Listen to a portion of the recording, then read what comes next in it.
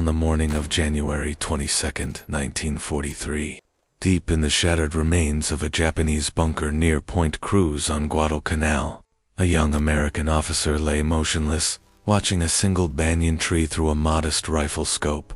His name was Second Lieutenant John George. He was 27 years old, a former civilian competition shooter, and until that moment, a man with no confirmed combat kills. Around him, the jungle breathed and whispered, alive with insects, distant gunfire, and unseen movement. For the past 3 days, Japanese snipers had turned this stretch of jungle into a killing ground. 14 American soldiers had been shot dead in just 72 hours. The enemy shooters hid high in massive trees, invisible, patient, and deadly. They knew the terrain, knew how to wait, and knew how to strike without warning. The battalion was bleeding, and morale was cracking. John George was not supposed to be here with this rifle. The Winchester Model 70 he carried was a civilian sporting weapon, bought with his own money, years before the war. Other officers mocked it. His commanding captain had openly ordered him to leave it behind and carry a standard issue semi-automatic rifle like everyone else. The Winchester was slow, bolt action, and fitted with a small hunting scope that many considered useless in combat. To them, it was a toy, but George trusted it. Before the war, he had won the Illinois State Shooting Championship at extreme distance, proving he could place shots with surgical precision.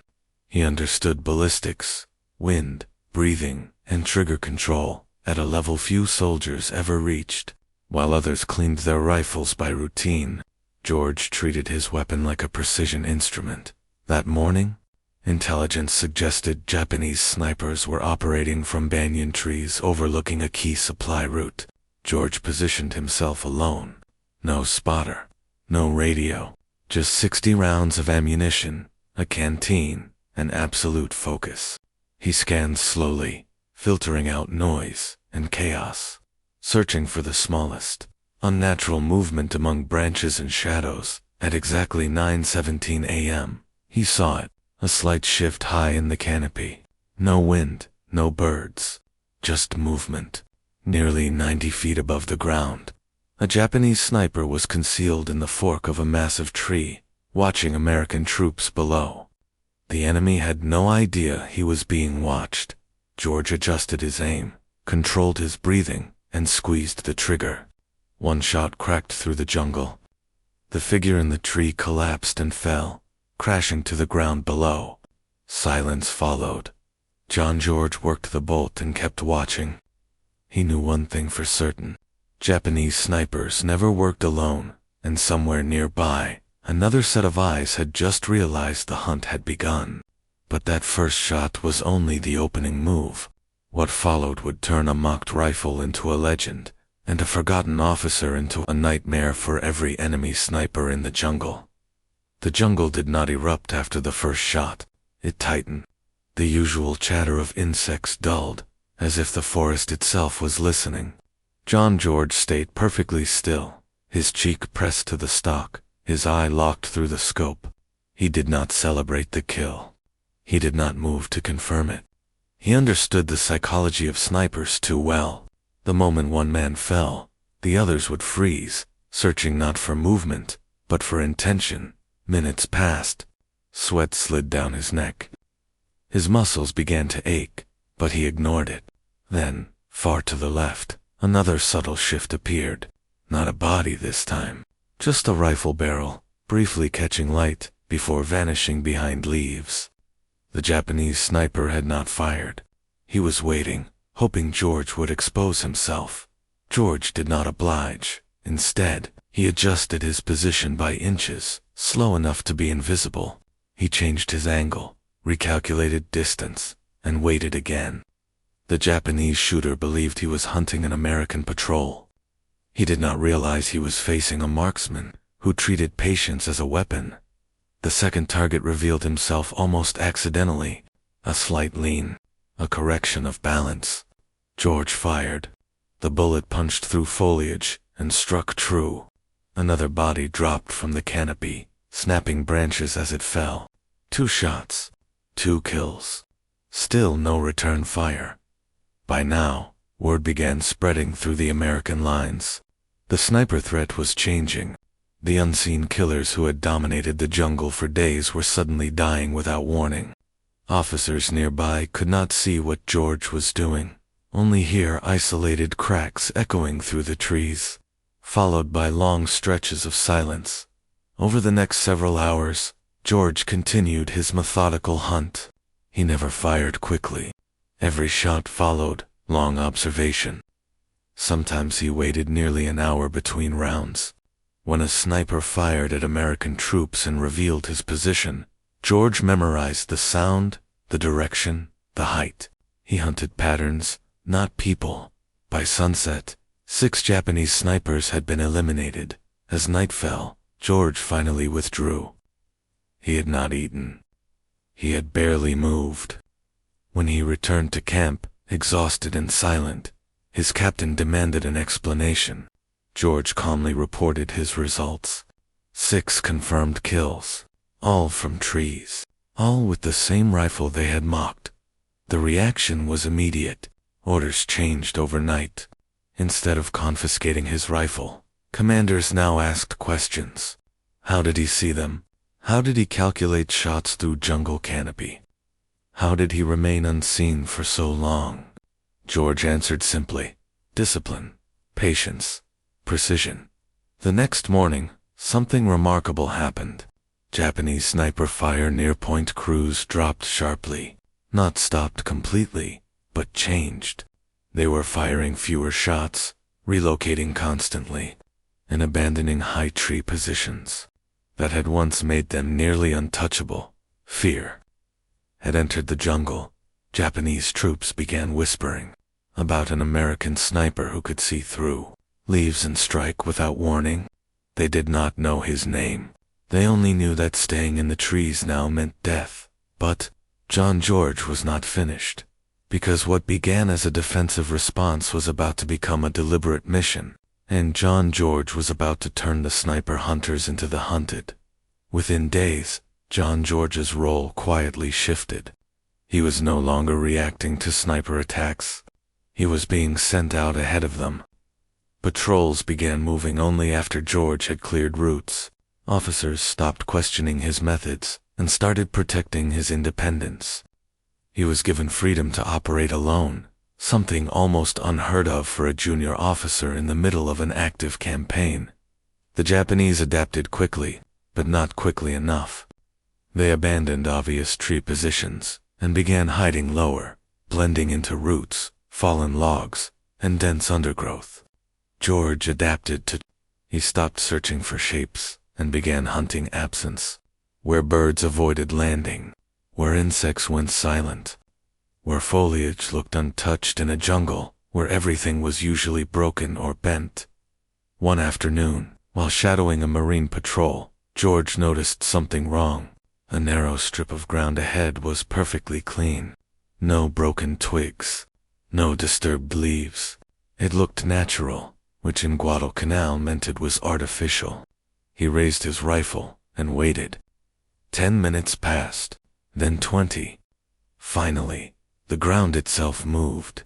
A Japanese sniper lifted his head just enough to scan forward. George fired once. The sniper never made a sound. That single shot likely saved the patrol from walking into a carefully planned ambush. Incidents like this became common. Men started noticing that patrols with George attached suffered fewer casualties. Some units specifically requested him. Others simply felt safer knowing he was somewhere ahead, invisible but watching. By the end of his Guadalcanal deployment, George had confirmed over 30 sniper kills. Unofficial estimates were higher. What mattered more was the impact. Japanese sniper doctrine in that sector collapsed. They no longer held ground. They no longer dominated movement. Their confidence evaporated. Yet George never behaved like a hero. He rarely spoke about his kills. He avoided attention. When praised, he redirected credit to training, discipline, and preparation. To him, sniping was not about ego. It was about denying the enemy control of fear. After Guadalcanal, George was sent back to the United States. But the war had already marked him as something rare. The Army had learned a hard lesson. Precision mattered. Individual skill mattered.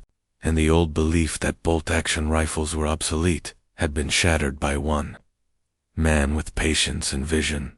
George would later return to combat in Europe, where he trained soldiers in long-range marksmanship and combat shooting. His influence quietly shaped modern American sniper doctrine. Even though his name never became widely famous, he proved something fundamental. Technology does not win wars alone.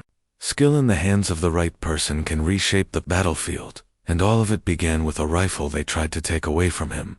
But the story of John George does not end with Guadalcanal, or even with World War II, because decades later, his philosophy would echo through modern battlefields in ways few people ever realized. After the war, John George returned to a country eager to move on. Parades celebrated generals and divisions, not quiet specialists who worked alone in the shadows. George slipped back into civilian life almost unnoticed. Yet inside military circles, his name never truly faded. Officers who had seen Guadalcanal understood that what George represented was not luck, but a mindset the Army could not afford to lose.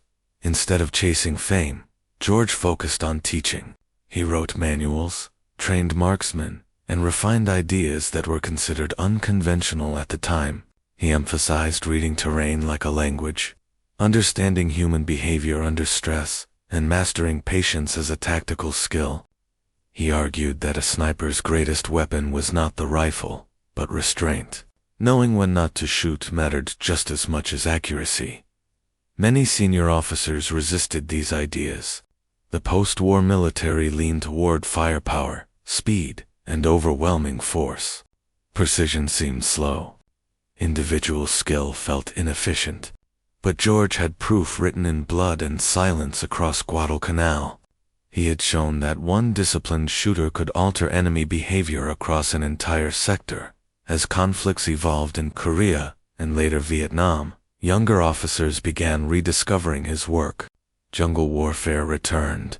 Hidden enemies returned. Suddenly, George's lessons felt modern again. His concepts quietly resurfaced in sniper schools and special operations training. Students who had never heard his name still learned his methods, passed down through instructors who respected results over recognition. What made George different was not just marksmanship, it was his understanding of fear. He knew that a sniper's true power came from uncertainty. When the enemy did not know where death might come from, every movement became hesitation. Every hesitation slowed operations. Every slowdown created opportunity. This philosophy spread far beyond sniping. It influenced reconnaissance units, counterinsurgency tactics, and even modern urban warfare planning. The idea that precision could dominate space without constant fire reshaped how commanders thought about control. John George lived long, enough to see the military finally acknowledge the importance of snipers as a specialized discipline. Dedicated schools, purpose-built rifles, doctrine shaped around patience instead of volume. The same institution that once tried to confiscate his hunting rifle now taught his principles as standard practice, yet he never claimed credit. When asked about his wartime record, he downplayed numbers and emphasized responsibility. To him, every shot carried weight. Every decision mattered. The jungle had taught him that survival depended on respect for the environment and the enemy alike. Today, his story remains largely unknown to the public, but every time a sniper chooses restraint over impulse, every time a single shot changes the flow of a fight, John George's legacy quietly lives on. And just when you think his influence faded with time, one final detail reveals why his story still matters more today than ever before. Every pause matters. Every choice echoes. The unseen hand shapes the battlefield. Patience is power. Silence is control.